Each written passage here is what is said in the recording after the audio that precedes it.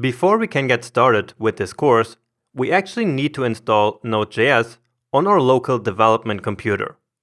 And this process is actually exactly the same for all operation systems.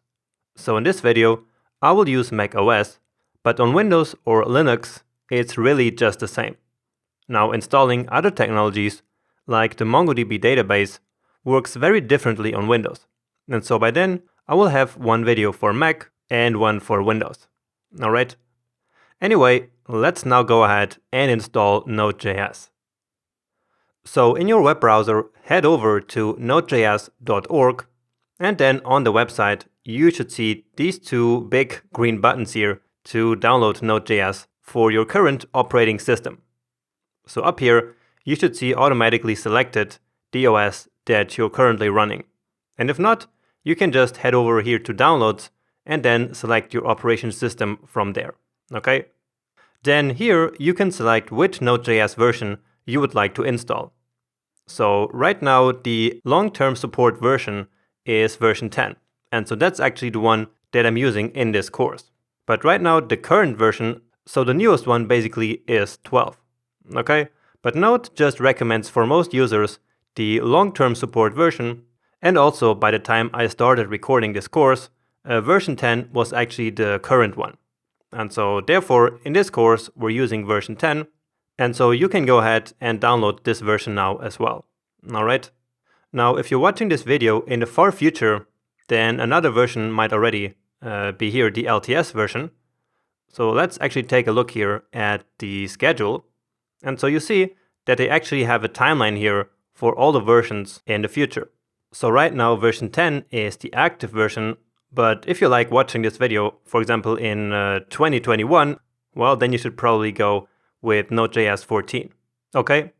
Now, what's also important to note here is that you should only use the even version numbers for a production project.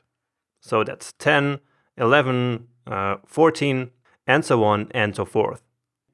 And in case you're worrying that I'm using an old version in this course, in case you're watching this in the far future, then let me tell you that Node actually doesn't change that much in terms of what we're going to do here in this course from one version to the other.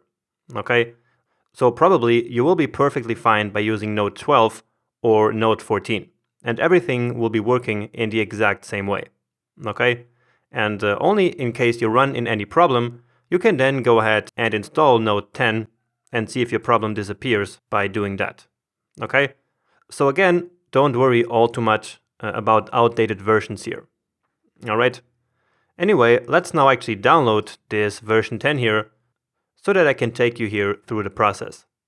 So once that arrives, just open it, and then as always, just click continue everywhere.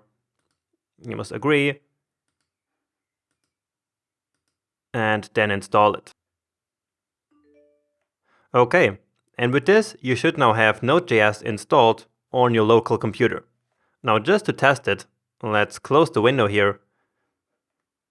Alright, and then open up your terminal. Okay, so I'm using Terminal app on Mac OS, and on Windows, you can use the command prompt or the PowerShell. Both work just fine.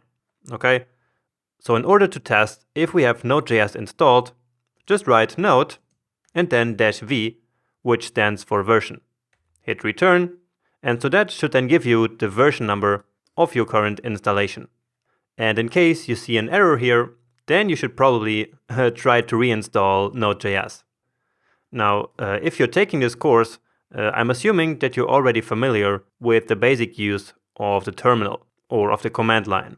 So you should know basic commands like ls to take a look at all the files in the current directory. On Windows, that's actually dir, so which stands for directory. And again, that will give you a list of all the files or folders in the current location. Okay? So in the terminal, you're always in a location. In my case, I'm currently in the home folder. And then you can basically move around in your folder structure. For example, if I wanted to move to my desktop, I could use cd desktop, hit return, and now I'm in the desktop. Then I can go back with cd ... And so now I'm back here in this main folder. And actually, we don't need to know much more about the terminal or the command line, okay? So we won't use much more than what I just showed you in these 2 minutes. Great. So now that you have Node.js installed on your development computer, we are ready to move on. And so I hope to see you soon in the next video.